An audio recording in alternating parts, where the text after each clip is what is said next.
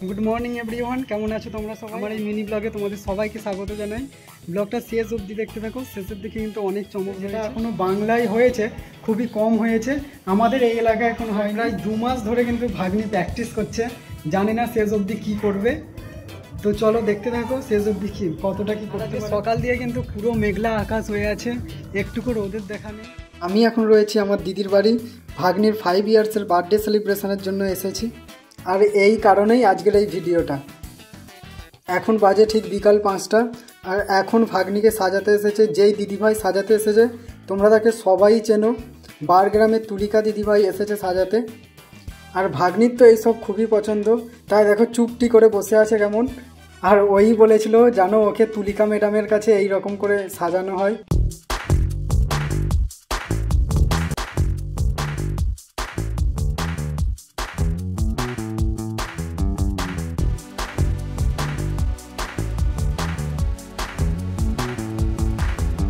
আর এটা হলো আজকের আমার ভাগ্নির ফাইনাল লুক।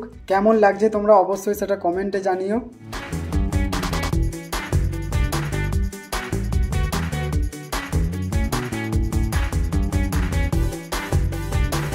আর এরপর চলে এসেছি মা কালী ম্যারেজ হলে, এখানেই কিন্তু ভাগ্নির অনুষ্ঠানটা হচ্ছে।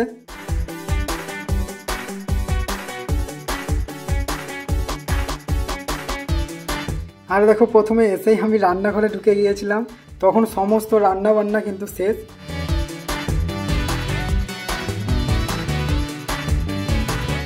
এই জায়গাতেই কিন্তু মেন সেলিব্রেশনটা হবে, তোমরা বুঝতেই পারছো যেই কারণে ব্যাকড্রপটা সাজানো হয়েছে।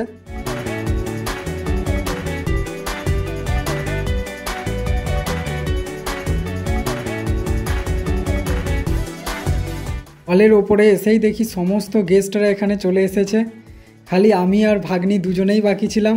ভাগ্নি এখানে এসেই প্রথমেই চলে গেছে ফটোশ্যুটের জন্য, আর আমি চলে এসেছি স্টলের দিকে। আর স্টলে প্রথমেই যেটা রয়েছে ভেজ এবং নন ভেজ 2 রকমেরই মোমো, সস তো থাকবেই তার সাথে।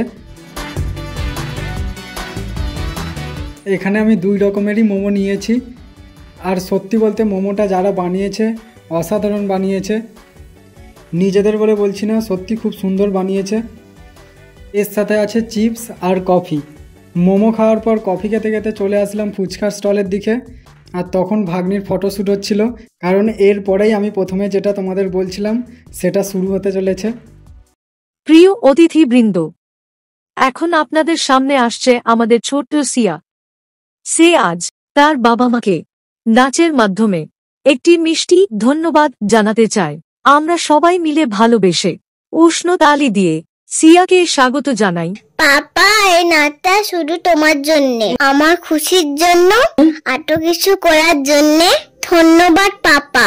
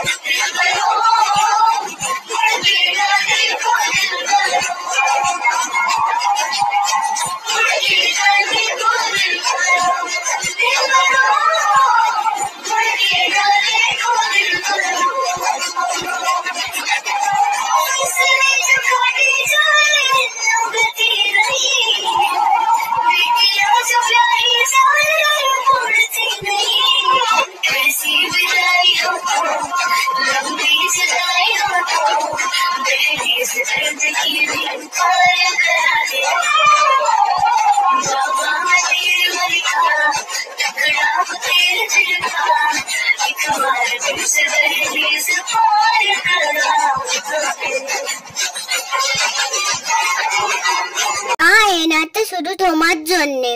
মা, তোমাকে নিয়ে কি বলবো, তুমি আমার বেস্ট ফ্রেন্ড। থ্যাংক ইউ মা।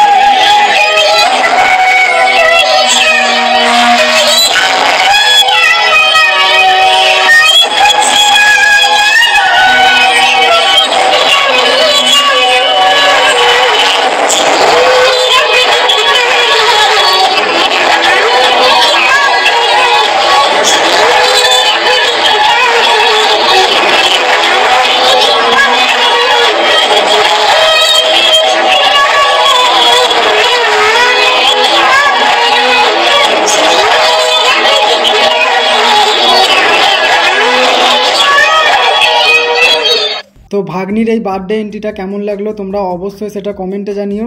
এটা আমার অনেক দিনের ইচ্ছা ছিল।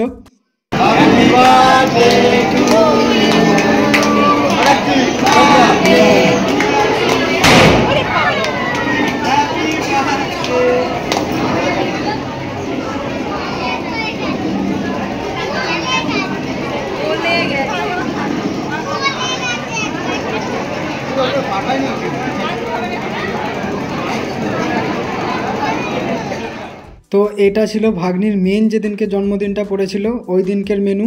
ওটা বাড়িতে ছোট্ট করে সেলিব্রেশন করা হয়েছে।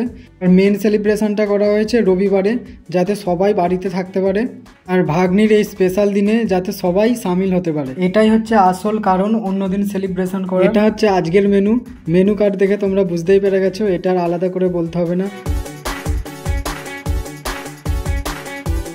আর এই দিকে জামাইবাবু দিদিকে খাইয়ে দিচ্ছে, মাসিও এইদিকে একটু পোজ দিয়ে দিল।